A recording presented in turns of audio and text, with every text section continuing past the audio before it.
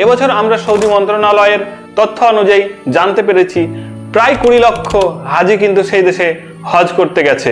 তো সেখানে হজে গিয়ে আমরা দেখলাম যে এই বছর অনেক মানুষ কিন্তু মারা গেছে, যেটা মোটামুটি 1000 ছাড়িয়ে গেছে, যেটা 1300 ছুঁই ছুঁই।